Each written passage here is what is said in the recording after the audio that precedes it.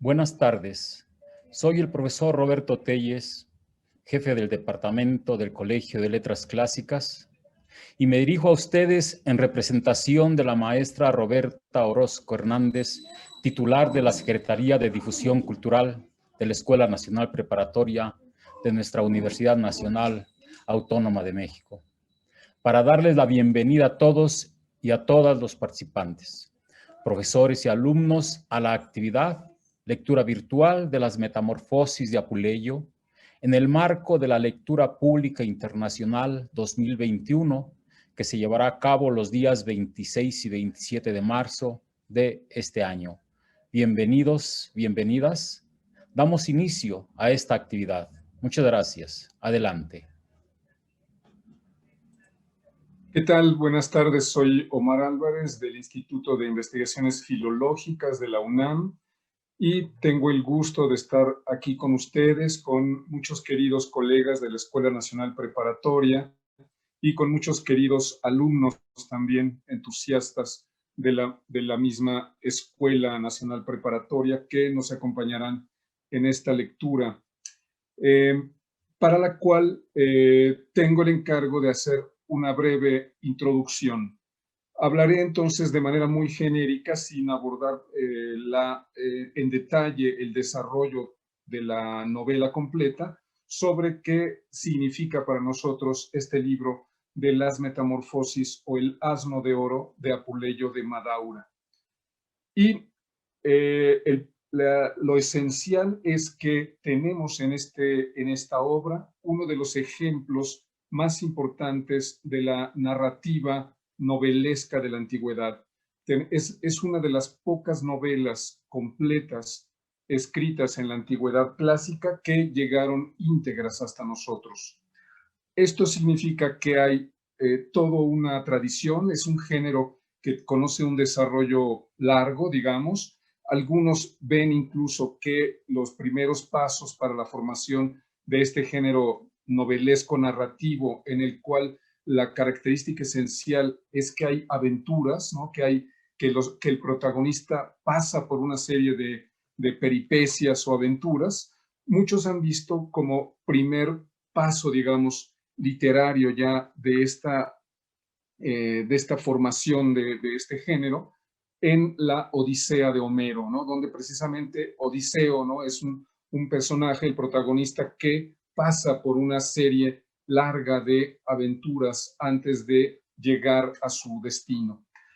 Pero ya propiamente, digamos, como género narrativo en prosa, el género aparece mucho más tarde. No podemos hacer toda la historia del género, pero diremos que concretamente de esta obra, Las Metamorfosis, hay un modelo griego, ¿no? Es un modelo griego del cual tenemos una versión que se conserva, una versión reducida, como una versión abreviada que se llama Lucio o el Asno, ¿no? Tiene más o menos ese título en griego, pero sabemos que esa versión abreviada corresponde a un original anterior que se llamaba Las Metamorfosis y que se atribuía a Lucio de Patra, es decir, al personaje mismo. Por lo tanto, entendemos que es una obra de cuyo verdadero autor se desconoce. De hecho, la versión reducida que llegó con el título de Lucio o el Asno, en algunos manuscritos aparece bajo el nombre de Luciano de Samosata, que no fue en realidad el autor de esa obra. Pero esto habla justamente de que la obra tuvo fama, ¿no? Creció su fama, tanto que se vio en este personaje, en Luciano, el antecedente, aunque en realidad desconocemos quién fue el autor griego de esas metamorfosis. Pero Apuleyo, sin duda, tradujo del latín, del griego al latín la obra, con adaptaciones. Una de ellas, la más, digamos, grande, es el cambio de final, que en la obra griega sabemos que terminaba en tono abiertamente cómico, que correspondía en general a la obra, al desarrollo de la obra, en la cual digamos, el asno con sus aventuras, con sus su desventura sobre todo, marca, digamos, un tono cómico de la obra. En cambio, en las Metamorfosis o el Asno de Oro, como la tenemos de la pluma de Apuleyo, el final es un poco inesperado, digamos, porque se trata como de una escena en la cual se celebra a la diosa Isis, que es la que finalmente logra que el pobre Lucio, que había quedado convertido en asno por obra de una maga que sin saberlo había dejado sus ungüentos y habían sido usados precisamente sustraídos por la sirvienta y dados a Lucio, se había convertido en un asno, y que esto determina toda la sucesión de problemas que sufre, hasta que al final la diosa Isis en el puerto de Corinto lo convierte de nuevo en humano. Entonces, bien, el final es totalmente de Apuleyo y es una novedad, es una innovación con respecto del original griego. Sin embargo, la obra es una obra totalmente unitaria, digamos, ¿no? Salvo algunos pasajes que se ha considerado que puedan ser interpolaciones, y es una obra fundamental, digamos, para conocer el género. Es una obra escrita en latín, como decimos, con precedentes griegos. Y esto vamos a ver que está declarado abiertamente desde el inicio de la obra, que me apresto ahora mismo a leerles en la lengua original, en latín, seguida de la traducción al español. Dice así en latín: Apulei metamorphoseon liber primus. Ategos tibi sermone isto milesio varias fábulas conseran, auresque tuas benívolas lépido susurro permulceam. Modo si papirum aegyptiam argutiam ilotici calami inscriptam non spreveris inspicere. Figuras fortunasque hominum in alias imagines conversas et in serrursum mutuo nexu refectas ut mireris exordior. Quis ille? Paucis accipe. Himetos Attica et isthmos Ephiraea et Taenaros Spartiatica, glebae felices aeternum libris felicioribus conditae. Mea vetus prosapia est. Ibi linguam atirem primis pueritia stipendiis merui. Mox in urbe Latia ad Vena studiorum quiritium indigenam sermonem aerum nabili labore, nullo magistro praeunte agressus excoluit. En ecce praefamur veniam, siquid exotici ac forensis sermonis rudis locutor offendero. Iam aec equidem ipsa vocis immutatio desultoria scientia stilo, quem acersimus respondet. Fabulam Graecanicam incipimus. Lector intende laetaveris. Y ahora, enseguida, la misma parte en la traducción española publicada por la editorial Gredos. Dice así: Las Metamorfosis de Apuleyo. Lector, quiero hilvanar para ti en esta charla milesia una serie de variadas historias y acariciar tu oído benévolo con un grato murmullo. Dígnate tan solo recorrer con tu mirada este papiro egipcio escrito con la fina caña del Nilo y podrás admirar a criaturas humanas que cambian de forma y condición y, viceversa, que posteriormente recobran su primitivo estado. Empiezo. ¿Quién te habla? Muy brevemente, entérate. El ático Himeto, el istmo de Efirea y el espartano Ténaro, tierras felices, celebradas para siempre por una literatura todavía más feliz, son la antigua cuna de mi raza. Allí aprendí el griego, primera conquista de mi infancia. Trasladado luego a la capital del Lacio para seguir los estudios de los ciudadanos romanos, tuve que emprender el estudio de su lengua nativa con ímprobo trabajo y sin la dirección de un maestro. Ya de antemano te pido perdón si luego, narrador sin gracia, tropiezo y uso algún giro exótico o extraño. Por lo demás, este mismo cambio de idioma concuerda con la materia que cultivo, el arte de las metamorfosis. Empieza una fábula de origen griego. Atención, lector, te gustará. El cielo me libre de tal ingratitud, le contestó. Aunque recorriera todo el cielo en vuelo tan audaz como el del águila, como un mensajero fiel del soberano Júpiter o portador feliz de sus rayos, a pesar de todo, después de mi brillante carrera aérea, aterrizaría sin tardanza en mi delicioso nido. Te lo juro por el lazo encantador de tu cabellera que me ha cautivado el alma. No hay para mí en el mundo mujer preferible a Fotis. Además, se me ocurre ahora otra cosa. En cuanto use el ungüento y tome así forma de ave, tendré que evitar acercarme a cualquier casa.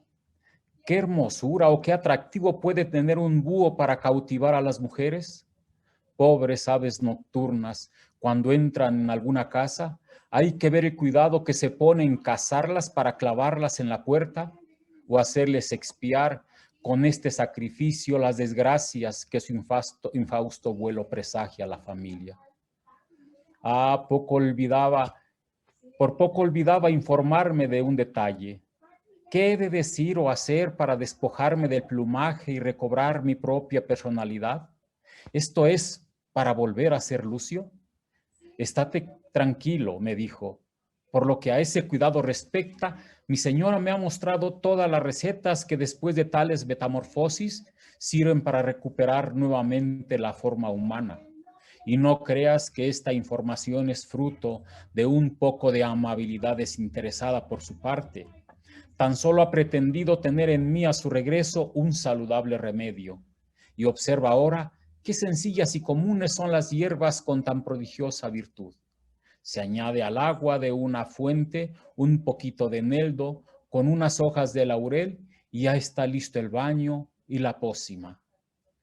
Insistiendo en la veracidad de estas informaciones y sumamente agitada, entra en la estancia y saca del cofre la cajita. Yo recojo esta cajita con ambas manos y las cubro de besos. En primer lugar, la conjuro para que me otorgue el favor de un vuelo feliz. Al instante me despojo de toda mi indumentaria y meto ansiosamente las manos dentro. Saco un poco más de ungüento y me froto a todos lados los miembros de mi cuerpo. El ardiente deseo de parecer un ave me lleva a mover alternativamente mis brazos. No aparece el menor síntoma de pelusa ni de plumas. La clara realidad es que mis pelos se endurecen como cerdas. Mi suave cutis adquiere la rigidez del cuero. En mis extremidades no se pueden ya contar los dedos, pues cada miembro termina en uno solo, con una sola uña, y en la última vértebra me sale una larga cola. Mi rostro pierde toda proporción. Me crece la boca, se me ensanchan las narices, me cuelgan los labios, de la misma manera se cubren de pelo y se desarrollan exageradamente las orejas. En la triste metamorfosis, como único consuelo veo que, si bien ya no puedo tener a Fotis en mis brazos, se abrían para mí nuevas posibilidades naturales. Sin saber cómo salir del trance, al fijarme en todos los pormenores de mi persona y ver que no era un ave sino un asno, me pongo a maldecir la conducta de Fotis, pero me faltaba ya el gesto y la palabra de las personas. Tan solo podía dejar caer el labio inferior y reclamar en silencio mirándola con los ojos húmedos. Ella, al verme en tal estado, empezó a golpearse desesperadamente la cara con ambas manos y exclamó: «Pobre de mí, estoy perdida. El miedo y la precipitación ha hecho que me equivocara. El parecido de las cajas ha originado mi confusión. Por suerte, es bastante fácil hallar un remedio a esta metamorfosis, pues te bastará masticar unas rosas y dejarás de ser un asno para volver a ser en el acto, mi querido Lucio. Ojalá hubieras seguido esta tarde mi costumbre de ir a buscar unos ramos de flores, así no hubieras tenido que esperar ni el transcurso de esta noche, pero en cuanto amanezca tendrás el remedio a tu disposición. Así se lamentaba Fotis. Aunque yo era un asno perfecto y una acémila había sustituido mi personalidad de Lucio, no obstante conservaba la sensibilidad del hombre. En mi fuero interno deliberé mucho tiempo y muy a fondo si debía matar a aquella abominable malhechora haciendo recaer sobre ella una lluvia de coces y atacándola a mordiscos. Una expresión más sensata me hizo desistir del peligroso proyecto. Si mataba a Fotis para castigarla, eliminaría también la posibilidad de salvarme con su ayuda. Con la cabeza gacha y en movimiento, me puse a rumiar las circunstancias de mi humillación y doblegándome ante el inexorable trance, me dirijo a la cuadra para hacer compañía a aquel caballo que había sido mi dignísima montura. Allí encontré también instalado a otro asno, el de mi amigo huésped Milón. Y si por un sentimiento secreto y natural hubiera entre los animales, aunque sin poder expresarse, alguna relación sagrada de hospitalidad, yo me figuraba que aquel caballo al reconocerme me acogería con simpatía y me daría un trato de preferencia como huésped. Pero, oh Júpiter hospitalario, oh secretos designios de mi buena fe, mi noble corcel susurra al oído del asno y ambos conciertan inmediatamente mi ruina.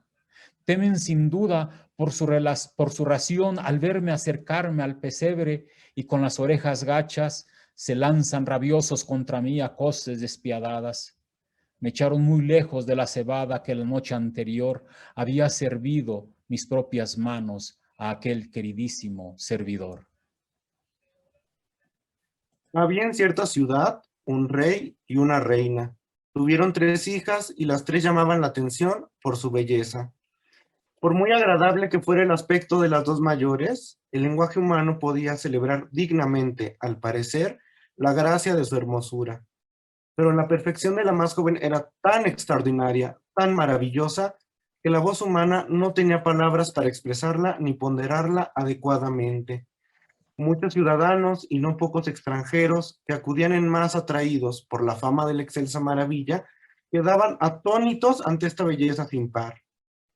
Y, llevándose a la boca su mano derecha con el dedo índice colocado sobre el pulgar erecto, veneraban a la joven con devota adoración como si fuera la diosa Venus en persona.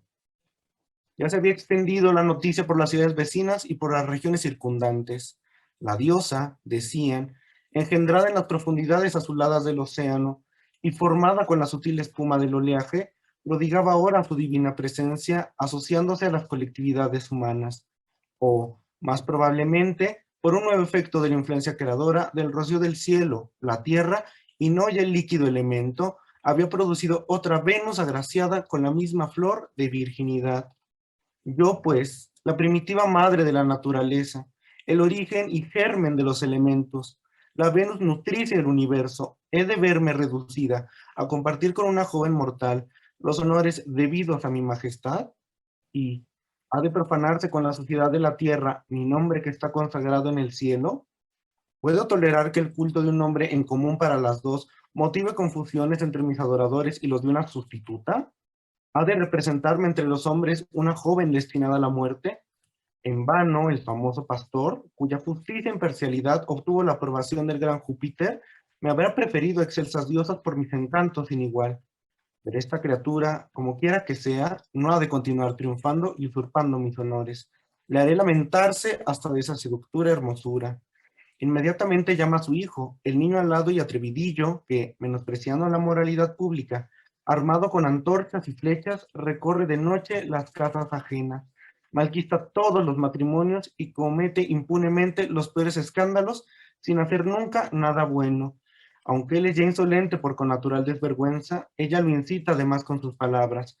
Lo acompaña a la mencionada ciudad y le presenta a Psique, tal era el nombre de la joven. Le explica cómo la rivalidad a que da lugar la hermosura de la joven es tema de todas las conversaciones.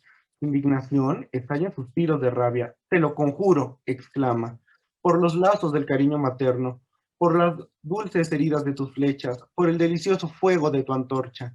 Venga tu madre, que sea completa la venganza y castiga sin compasión a esta terca hermosura.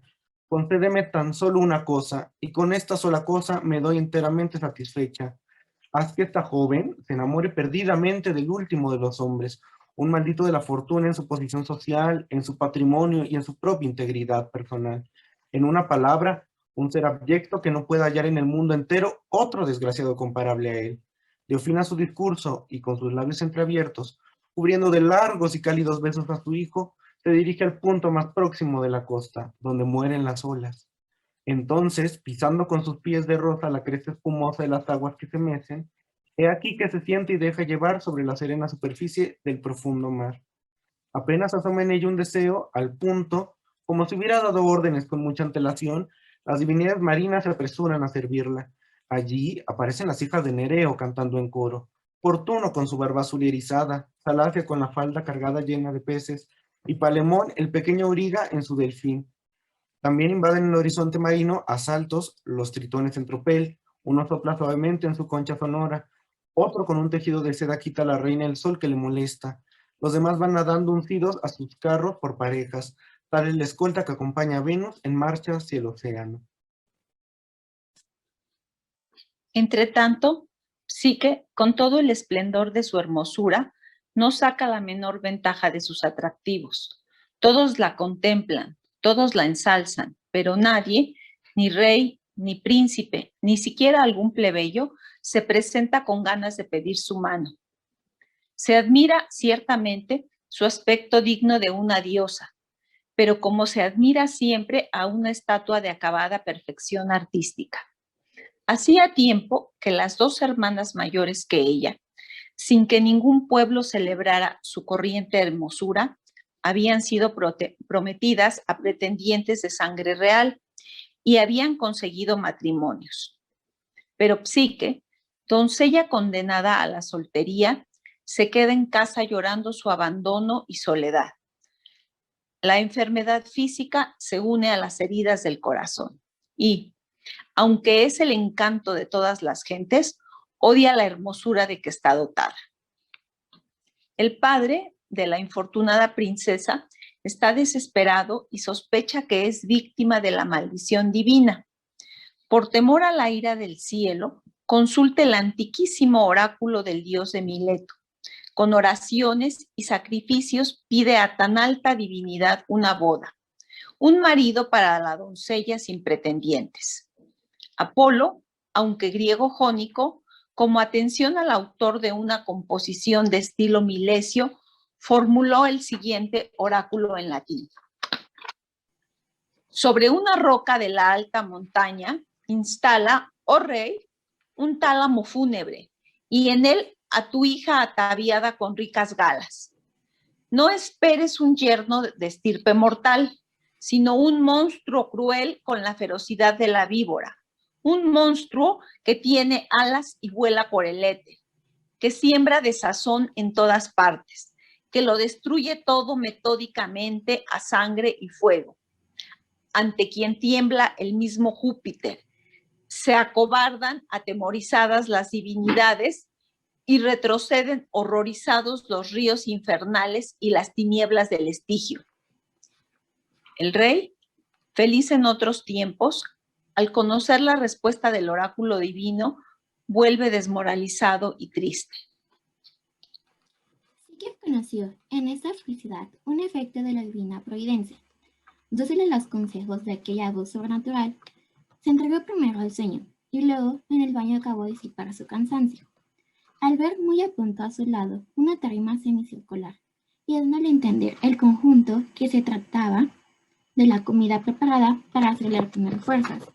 Sin estar allí muy a gusto, inmediatamente aparecen vinos deliciosos como el néctar, fuente, camareos y abundantes manjares, sin que nadie sirva a la mesa. Todo viene solo como por impulso sobrenatural. Ella no podía ver a nadie, tan solo oía palabras caídas del cielo. y las voces eran su único servicio. Después del opíparo banquete, entró alguien y se puso a cantar, sin dejarse ver. Otro tocó la cítara, y hasta la cítara era invisible. Después del leitoso oído, un número de conjunto ejecutado por numerosas voces, aunque no se veía a nadie, era evidente que se trataba de un coro humano. Aquella noche, el esposo dirigiendo al Sikh, pues, aunque era invisible, no dejaba de oírlo y de tocarlo, como muy presente y real. Le habló en los siguientes términos: Sikh, adorable y querida esposa, estás en peligro de muerte. Te persigue la fortuna con acentuada crueldad. Has de ponerte en guardia con la mayor cautela. He ahí mi consejo. Tus hermanas alarmadas te quedan ya muerta y buscan tu rastro. Pronto llegarán a la consabida roca. Si, dado el caso, oyeras sus lamentos, no contestes, mas todavía no vuelvas la mirada en su dirección. De lo contrario, a mí me caerías el más vivo dolor, y a ti te esperaría la mayor de las desgracias. Sí que accede, y se compromete a actuar según las indicaciones de su marido.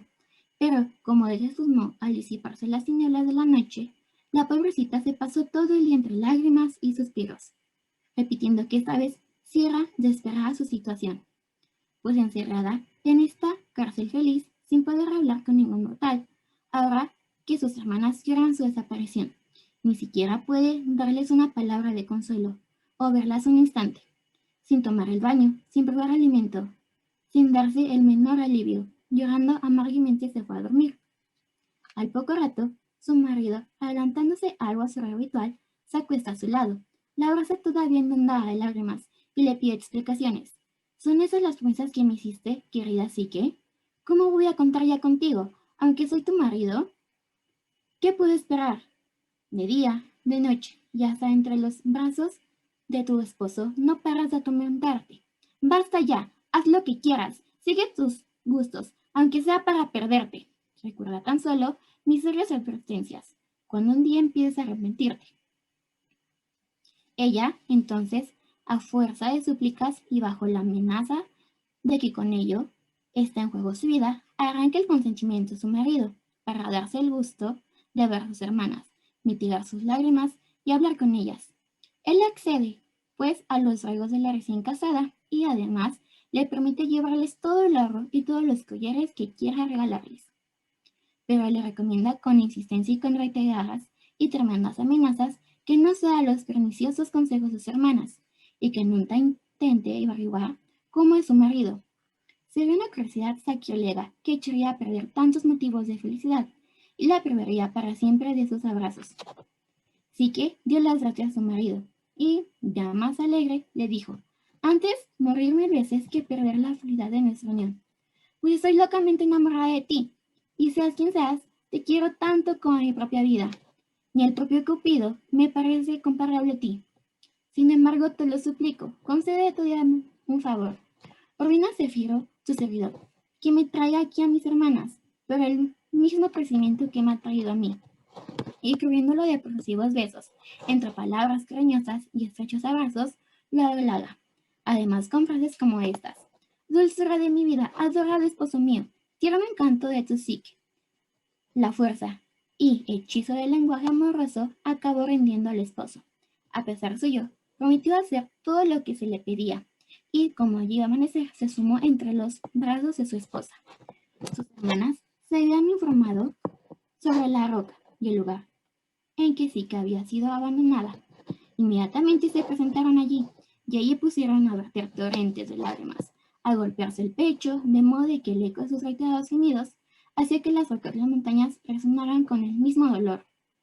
Llamaban por su nombre a la hermana desgraciada, al oír los gritos penetrantes de su voz angustiosa que bajaba hasta el valle.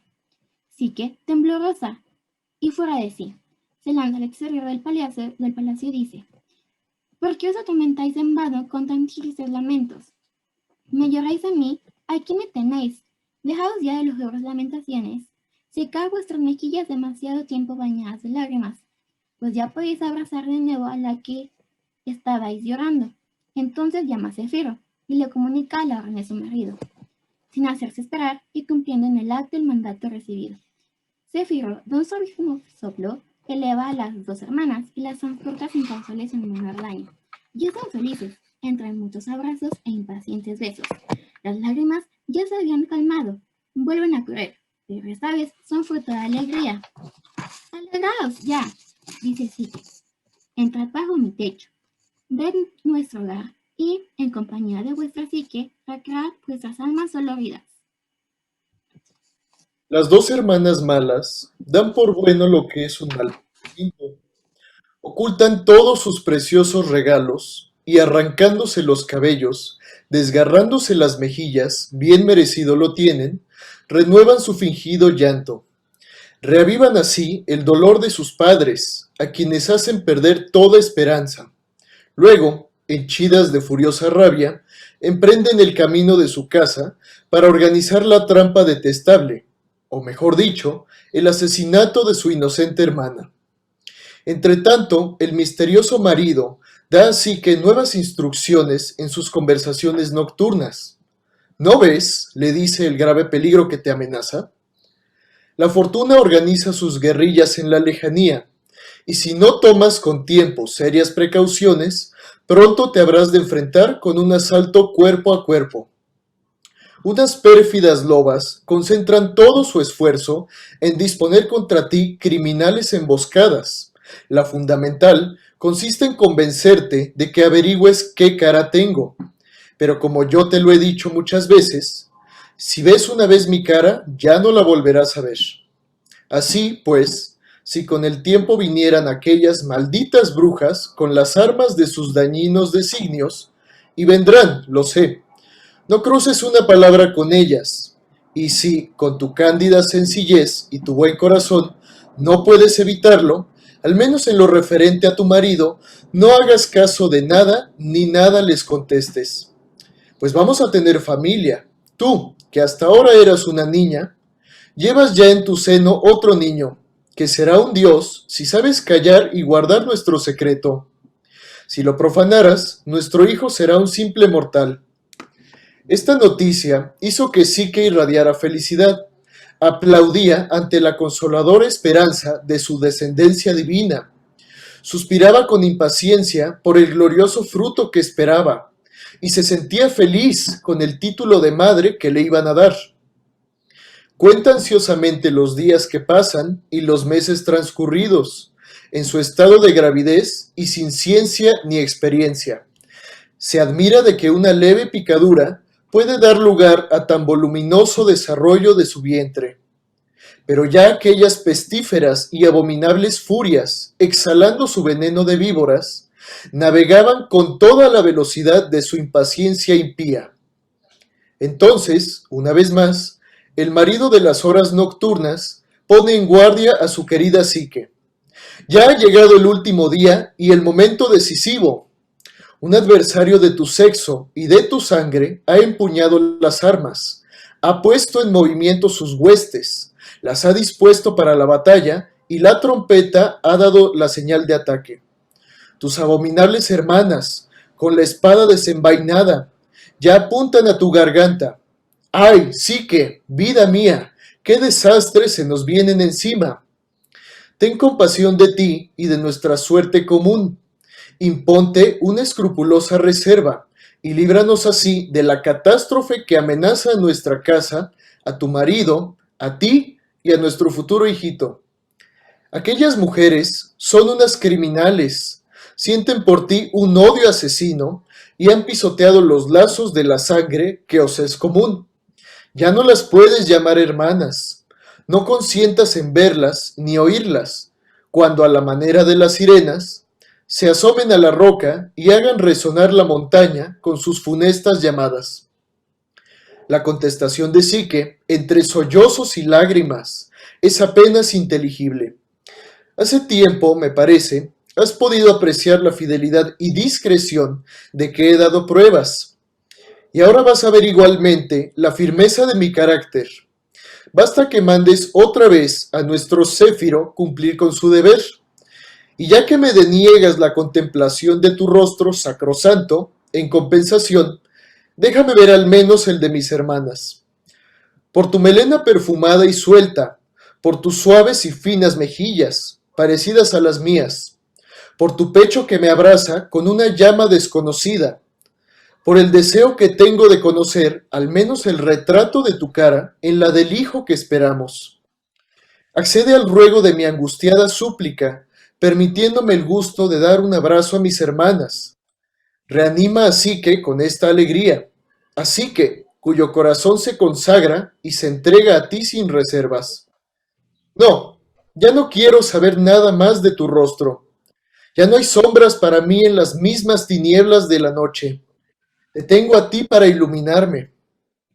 Hechizado por estas palabras y los dulces abrazos, el marido, enjugando con la propia cabellera las lágrimas de Psique, le prometió hacer lo que pedía. Luego, desaparece sin dejarse sorprender por la luz del naciente día.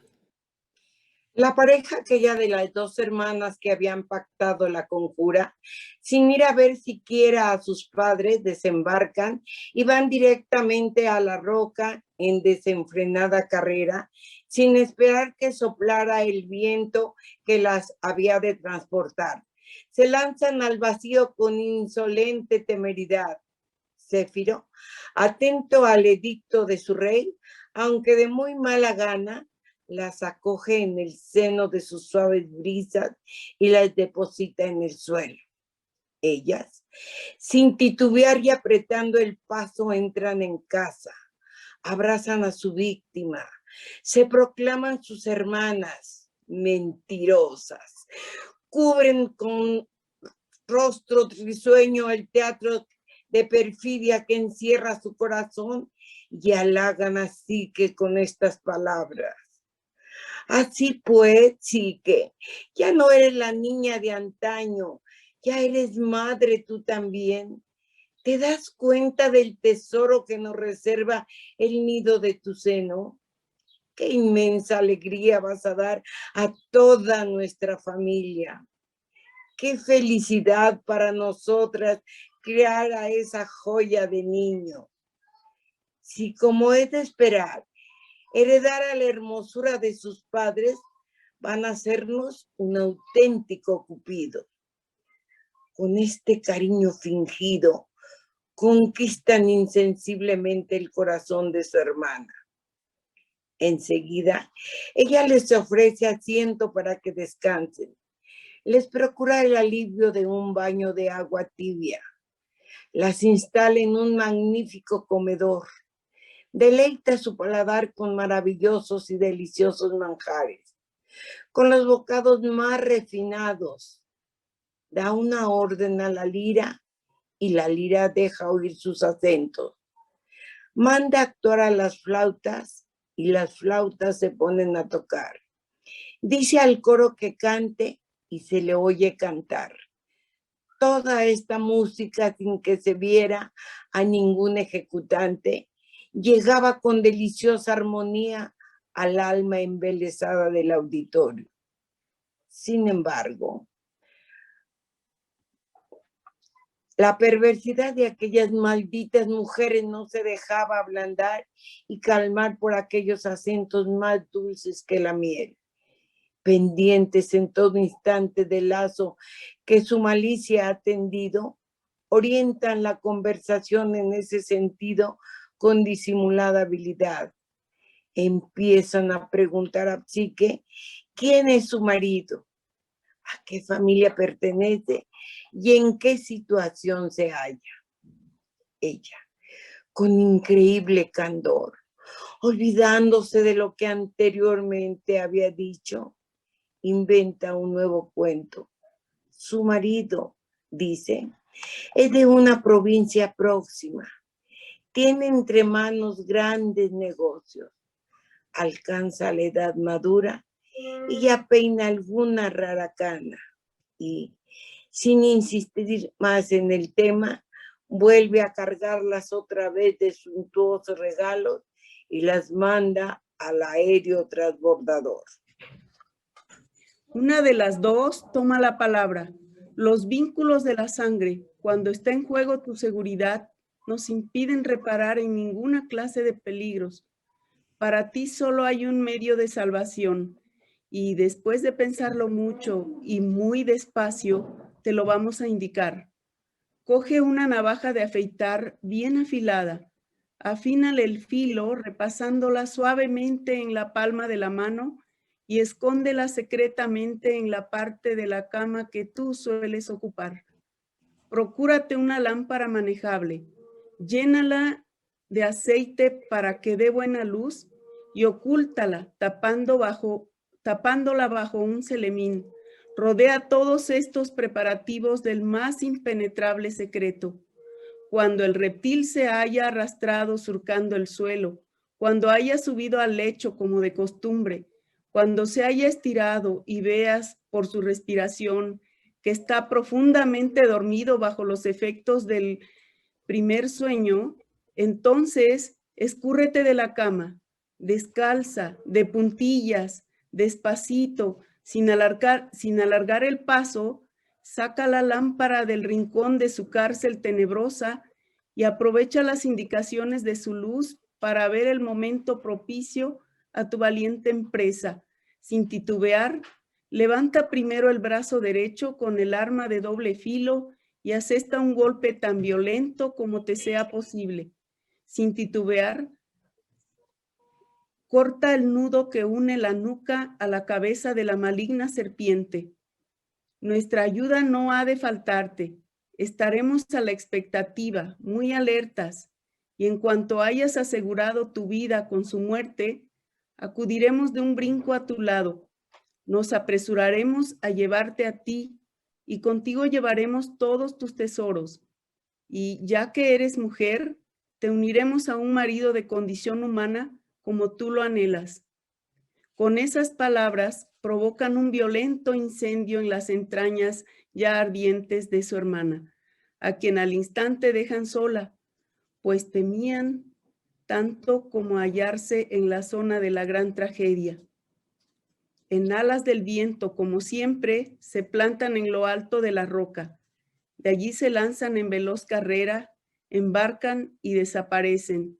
Psique, en cambio, se ha quedado sola, con la agravante de que no está sola, puesto que despiadadas furias la atormentan.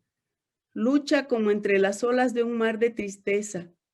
Aunque es firme su decisión, está empeñada en el intento. Sin embargo, cuando se trata de poner manos a la obra, titubea y, sin saber qué hacer, se siente arrastrada entre los sentimientos opuestos que provoca su desastrosa situación: impaciencia, indecisión, audacia, inquietud, desconfianza, cólera. Y lo que es ya el colmo, odia al monstruo y ama al marido, aunque constituyen la misma unidad física. Sin embargo, al llegar la tarde, con la oscuridad de la noche, se decide de una vez y dispone los preparativos del nefando crimen. Había entrado la noche. También estaba allí ya el marido. Tras una primera escaramuza en amoroso combate, había caído en profundo sueño. Entonces, Psique, falta de valor físico y moral, pero sostenida por la voluntad cruel del destino, cobra fortaleza. Va en busca de la lámpara y echa mano a la navaja. La debilidad de su sexo se convierte en audacia. Pero al acercar la luz e iluminarse la retirada alcoba, Psique ve al más dulce y amable de los animales salvajes. Era Cupido en persona, el dios de la hermosura, graciosamente recostado. Ante su aparición, hasta la lámpara avivó su alegre resplandor y la navaja se horrorizó de su filo sacrílego. Psique, por su parte, se siente desfallecer ante la maravillosa aparición y, sin poder contener la emoción, lívida, descompuesta y temblorosa, se deja caer de rodillas y trata de esconder el arma, pero hundiéndola en su propio seno. Ciertamente lo hubiera conseguido si el acero, horrorizado ante tamaño atentado, no se le hubiera escapado deslizándose entre sus manos temerarias. Agotada ya y sin esperanza de salvación, Al contemplar una y otra vez la hermosura de aquel divino rostro, vuelve a recobrar los sentidos. Admira su cabeza rubia, su noble cabellera perfumada de ambrosía, su cuello blanco como la nieve, sus mejillas de púrpura, surcadas de rizos en gracioso desorden. Unos le caían hacia adelante, otros hacia atrás, y su vivísimo resplandor hacía palidecer la llama de la misma lámpara. En las espaldas del dios volador se destacan sus alas blancas y resplandecientes, como flores cubiertas de rocío. Aunque están en reposo, el fino y delicado plumón que las ribetea se agita sin cesar en caprichoso revoloteo.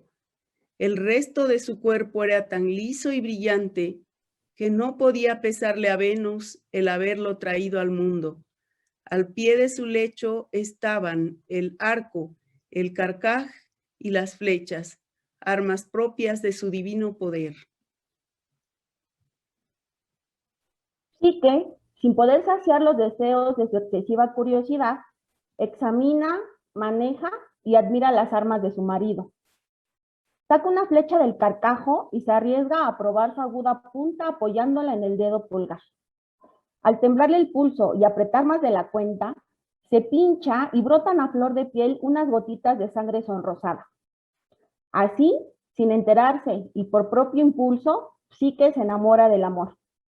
Arde en ella con creciente intensidad la pasión por el dios de las pasiones, y dejándose caer sobre él, locamente enamorada, lo cubre en un instante de irresistibles y palpitantes besos, aunque le contenía el temor de abreviar su sueño.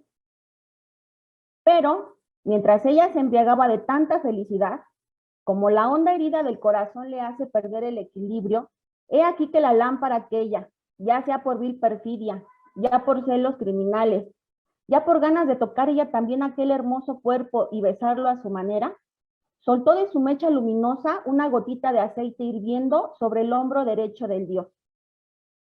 Oh, lámpara audaz y temeraria, ruin servidora del amor, ¿te atreves a quemar al dios de todo amor ardiente, cuando tú misma, como bien sabes, eres el invento de algún enamorado que quería seguir disfrutando del objeto de su amor hasta altas horas de la noche?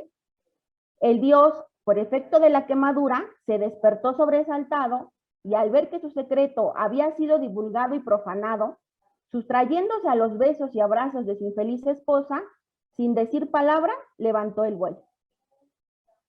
Ahora bien, Psique, en el preciso instante en que él iniciaba su ascensión, se cogió con ambas manos a su pierna derecha. La desgraciada pretende acompañarlo en su carrera por los aires, y así colgada quiere seguirlo entre las nubes hasta el fin del mundo. Agotada por fin, se deja caer al suelo. Su divino amante no la abandona al verla postrada en tierra.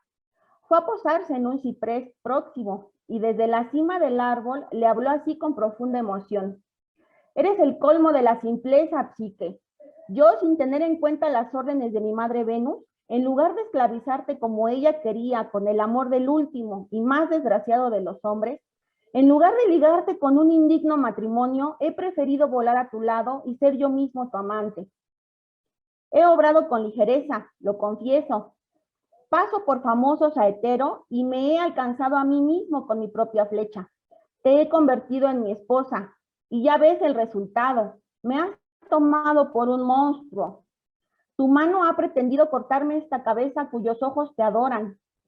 Creía que te había puesto suficientemente en guardia contra todo ello, que en todo ello te había aconsejado con cariño. Pero tus insignes asesoras me van a pagar enseguida el precio de sus perniciosas lecciones. En cuanto a ti, me daré por satisfecho con dejarte. Pronunciando la última palabra, agitó las alas y desapareció en el espacio. Así habló el dios pastor. Psique no le contestó. Tan solo lo adoró como divinidad protectora y continuó su ruta.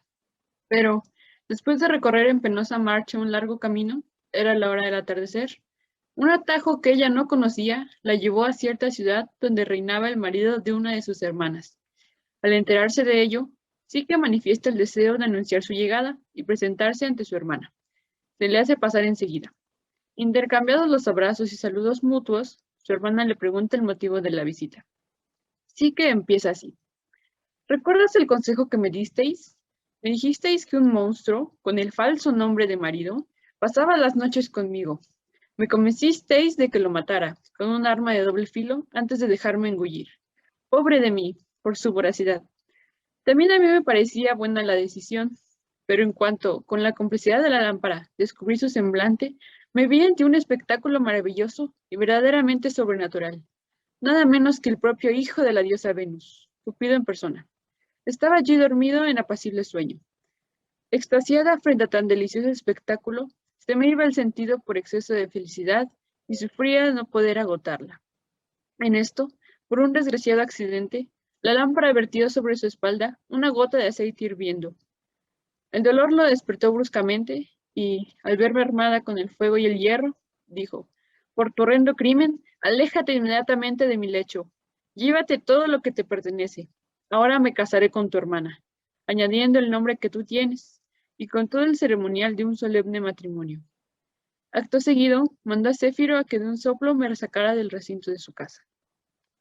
Aún no había concluido Psique la frase, y ya su hermana, bajo el estímulo de una pasión desenfrenada y de unos celos criminales, inventa oportunamente una mentira para engañar a su marido, con el pretexto de que le han llegado vagas noticias con la muerte de sus padres. Se embarca al instante y se va derecha a la concebida roca, aunque soplaba un viento distinto.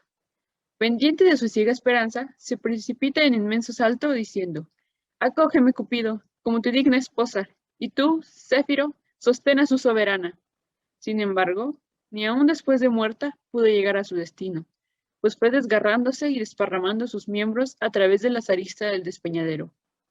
Tuvo la suerte que merecía. Hecha a pedazos, sus carnes sirvieron de pasto inesperado a las aves de rapiña y a las fieras. La segunda parte de la dura venganza tampoco se hizo esperar.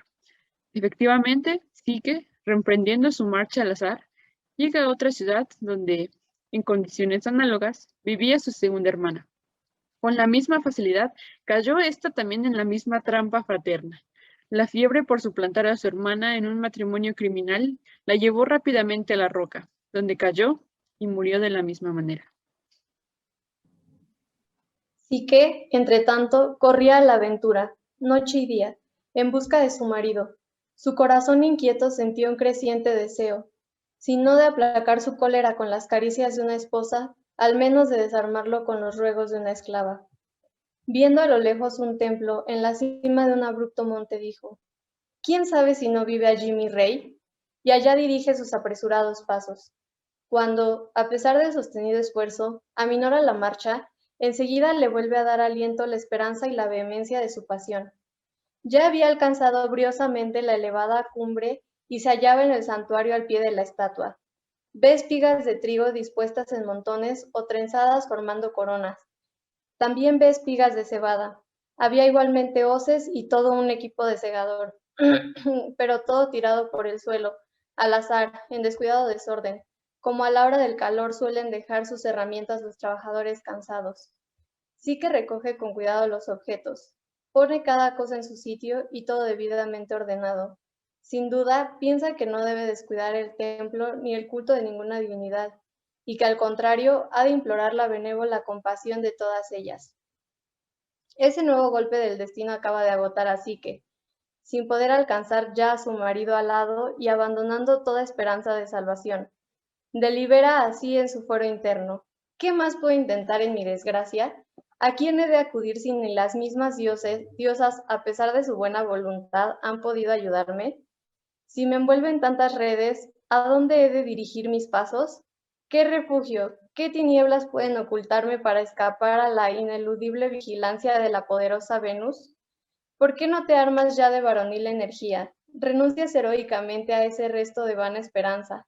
Te entregas voluntariamente a tu soberana y, aunque tarde, procuras calmar con humildad su exacerbado furor. ¿Quién sabe además si la persona que tanto tiempo llevas buscando no está allí en casa de su madre? Así, determinada a afrontar la arriesgada capitulación, o mejor dicho, la ruina inevitable, ella pensaba en el preámbulo de su futura súplica. Mercurio no faltó a la obediencia, corre de pueblo en pueblo por el mundo y cumple la misión encomendada con el siguiente pregón. Si alguien puede detener a la hija del rey, la esclava desaparecida de Venus, llamada Psique, o indicar dónde se oculta, que ese tal se presente ante el heraldo Mercurio tras las columnas murcianas para recibir como premio de su denuncia 7 dulces besos de Venus en persona y uno más que será pura miel con la puntita de la lengua. Tal fue el anuncio de Mercurio, el deseo de tan preciada recompensa había suscitado en todos los mortales una celosa rivalidad. Esta circunstancia fue decisiva para acabar con todas las indecisiones de Psique. Ya estaba llegando a la puerta de su soberana cuando se encontró con una de las sirvientas de Venus, llamada Costumbre.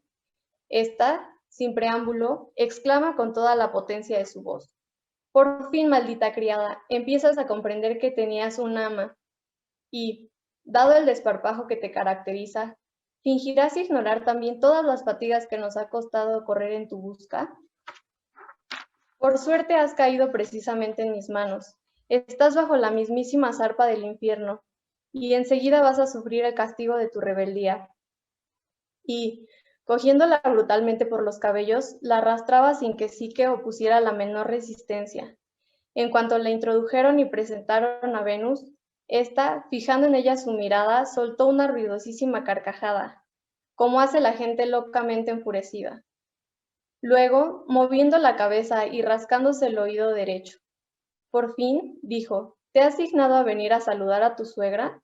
¿O has venido más bien a visitar a tu marido, cuya vida está en peligro como consecuencia de la herida que le causaste? Pero tranquilízate, tendrás de mi parte la acogida que se merece una buena nuera como tú».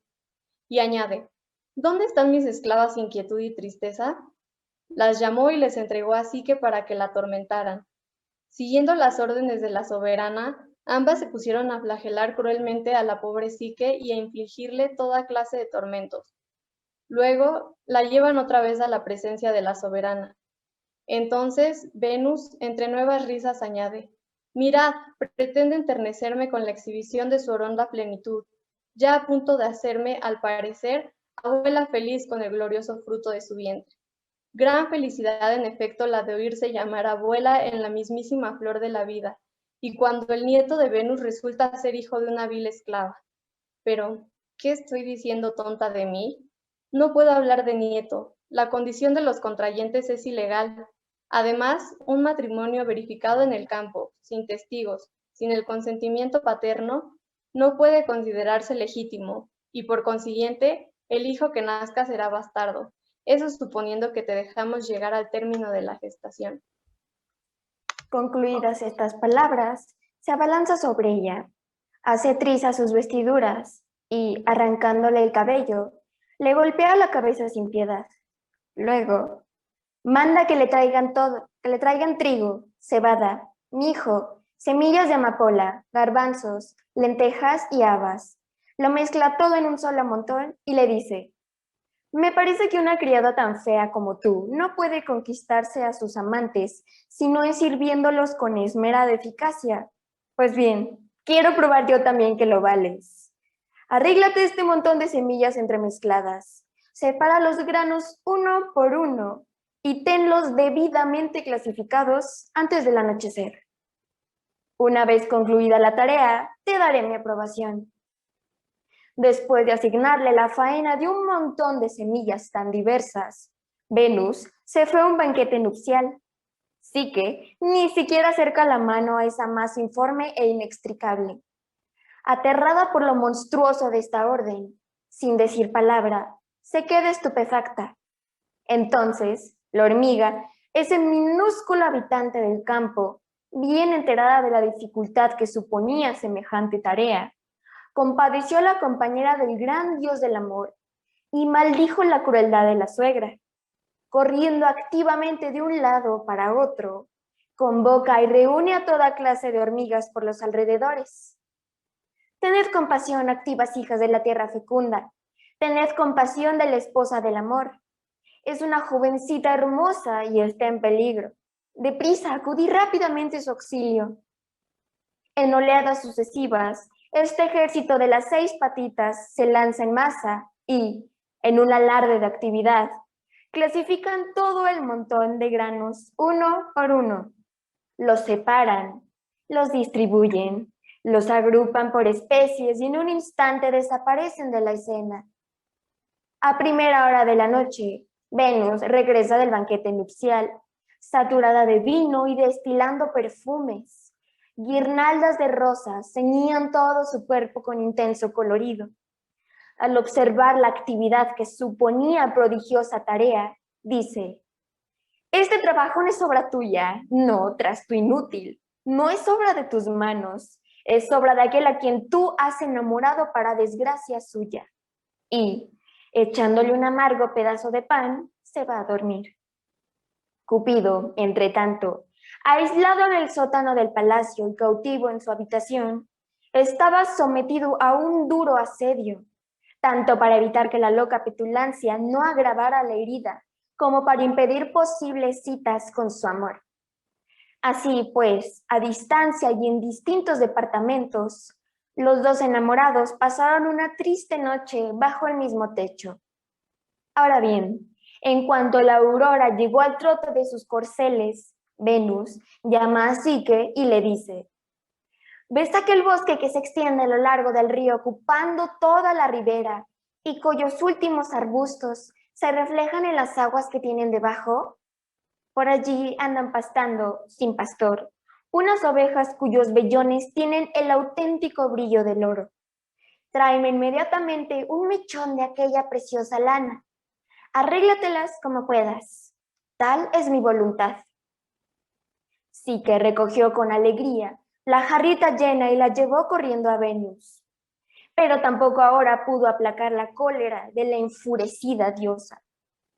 Amenazándola con mayores y peores suplicios, le dice con infernal sonrisa: ahora veo que debes ser una gran hechicera, muy versada en magia, para poder cumplir tan pronto órdenes como las que yo te doy.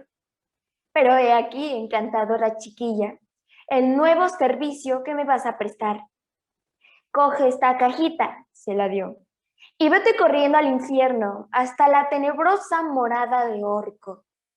Allí entregarás la caja a Proserpina y le dirás: Venus te ruega que le mandes un poquito de tu hermosura, aunque solo sea la mínima ración de un solo día.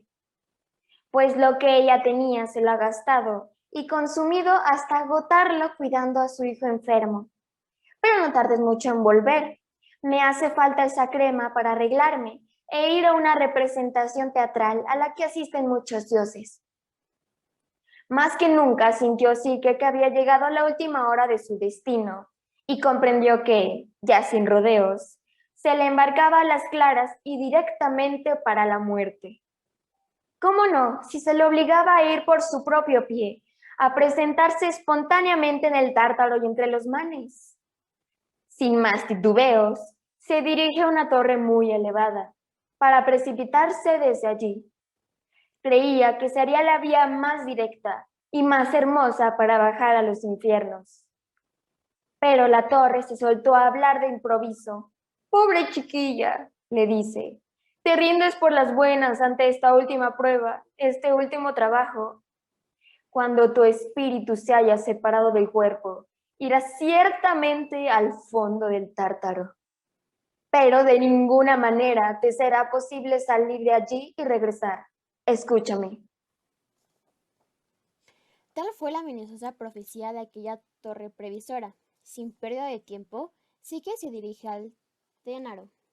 Debidamente preparada, con las monedas y tartas consabidas, desciende a toda prisa por la senda infernal. Adelanta en silencio al tullido conductor del asno. Da al transbordador una moneda para cruzar el río. No tiene en cuenta la instancia del muerto que flota sobre la superficie de las aguas. Desprecia las insidiosas súplicas de las hilanderas. Adormece la espantosa rabia del perro dándole a comer la tarta. Entra en la morada de Proserpina. La diosa hospitalaria le ofrece un asiento confortable y una comida exquisita. Sin aceptar nada, Psique, sentándose a sus pies en el suelo y conformándose con un triste pedazo de pan, le refiere la misión que Venus le ha confiado. Fueron a llenar y cerrar la cajita en secreto. Psique la recibe al instante. Engaña al perro tapándole la boca con la segunda tarta. Paga al barquero con la animosa que cuando bajaba. Al recobrar y adorar la luz resplandeciente de este mundo, aunque tenía prisa por coronar la tarea encomendada. Su alma se dejó llevar de una temeraria curiosidad. ¡Qué tonta soy!, dijo. Tengo en mis manos la divina hermosura y no voy a coger para mí una pizquita así. Con esto, a lo mejor gustaría a mi hermoso amante. Y, antes de terminar la frase, abre la cajita, pero ahí no había absolutamente nada, ni rastro de belleza. Al contrario, tan solo había un sopor infernal, el auténtico sueño del estigio, que invadió así que en cuanto se levantó la tapa, envolvió a todos sus miembros en una densa nebulosa soporífera y la hizo desplomarse en plena marcha. Yacía en el inerte suelo, estaba tan dormida como un cadáver, pero Cupido, cuya herida había cicatrizado por completo, repuesto ya y sin poder aguantar más la prolongada ausencia de su psique, se fugó por el tragaluz superior de la estancia en que está recluido. Sus alas se habían robustecido por el largo reposo, superando su propia velocidad de vuelo. Acude junto a Psique, recoge con cuidado el sueño. Lo encierra de nuevo en la cajita, como estaba antes. Despierta a Psique con una inofensiva picadura de su flecha y le dice: «Mira, desgraciada chiquita, una vez más has sido víctima de tu curiosidad habitual. Pero no pierdas tiempo. Cumple con diligencia la misión que mi madre te ha encomendado. De todo lo demás me encargaré yo personalmente». Dichas estas palabras, el amante alado levantó el vuelo, y sí que lleva corriendo a Venus el obsequio de Proserpina. Entretanto, Cupido se sentía devorado por un exceso de amor. El dolor se reflejaba en su rostro, ante el horror de verse al instante entregado por su madre a la sobriedad. Vuelve a ser de las suyas. En rápido vuelo alcanza la bóveda del cielo, presenta al gran Júpiter su súplica y consigue de él la aprobación de su causa. Júpiter, entonces, haciendo la mejilla de Cupido acercándose a sus labios, le da un beso y le dice: «Es verdad, ilustre hijo mío, que nunca me has conferido los honores que por consentimiento de los dioses me corresponden. Mi corazón ordena las leyes que rigen los elementos y el curso de los astros, y tú, en cambio, hieres continuamente con tus golpes ese corazón y deshonras con sus frecuentes caídas bajo el impulso de terrenas pasiones. Infringes la legalidad y concretamente la ley Julia, la ley moral pública, comprometes con torpes adulterios mi honor, mi reputación, revistiendo los rasgos augustos de mi persona con el vergonzoso disfraz de la serpiente, del fuego, del animal salvaje, del ave o de una manada de bestias. No obstante, teniendo en cuenta mis normas de bondad y dado que te he visto crecer entre mis brazos, te concederé cuanto me pides, pero a condición de que sepas ponerte en guardia para no tener imitadores, y que, si ahora en la tierra hay alguna muchacha de excepcional hermosura, me pagues con ella el favor que hoy te hago». Así habló Júpiter. Manda luego a Mercurio que convoque inmediatamente a todos los dioses para una asamblea, advirtiendo que si alguno faltara a la cita divina, incurriría en una multa de 10,000 sestercios. Esta amenaza hizo que se llenara enseguida el anfiteatro del cielo, y sentado en su elevado trono, Júpiter majestuoso pronuncia el siguiente discurso: «Dioses conscriptos, cuyos nombres figuran en el blanco tablero de las musas, he aquí a un jovencito a quien yo he criado con mis propias manos, como sin duda todos sabéis. He considerado conveniente poner un freno al ardor impetuoso de su primera juventud. Bastante mala fama ha promovido ya el escándalo diario a que dan lugar sus adulterios y sus desórdenes de todas clases. Hay que suprimir toda ocasión y contener su libertinaje juvenil sujetándolo con los lazos del matrimonio. Ha elegido a una muchacha y se ha hecho con su virginidad. Sea para él, guárdela como suya, sea para siempre feliz unido a Psique, su amor. Y volviendo su mirada hacia Venus, añade, y tú, hija mía, no te apenes lo más mínimo, que esta alianza con una mortal no inspire reparos a tu ilustre linaje. Yo igualaré la categoría de los contrayentes, haré que la unión sea legítima y conforme a las normas del derecho civil. E inmediatamente manda a Mercurio que rapte a Psique y la traiga al cielo. Ofreciéndole una copa de ambrosía, le dice, toma, Psique, y sé inmortal. Cupido nunca romperá los lazos que a ti le ligan. El matrimonio que os une es indisoluble. Espléndido banquete nupcial. Presidía el convite el recién casado con Psique en sus brazos. Seguía Júpiter con su esposa Juno y sucesivamente todos los dioses en orden jerárquico. Circula la copa de néctar, que es el vino de los dioses. A Júpiter se la ofrece su escanciador, el consabido joven pastor. En cambio, a todos los demás les servía el Liber. Vulcano guisaba. Las horas revestían todo con la púrpura de las rosas y otras flores. Las gracias derramaban el perfume del bálsamo y las musas hacían oír sus voces armoniosas. Luego, Apolo cantó al son de la cítara.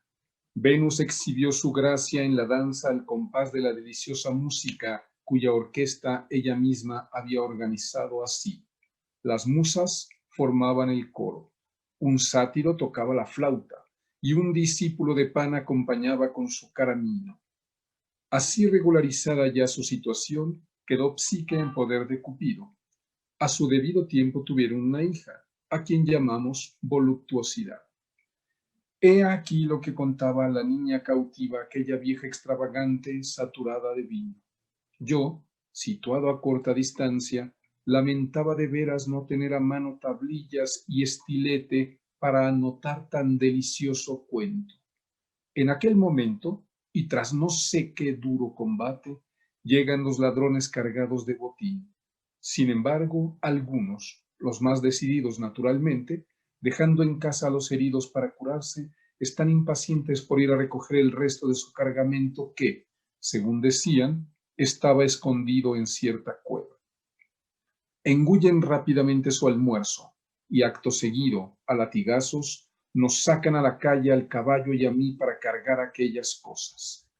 Cuando estábamos hartos de subir cuestas y dar vueltas, ya al anochecer, nos meten en una cueva y, sin darnos tiempo a respirar, nos sacan otra vez cargados al instante con un sinfín de cosas.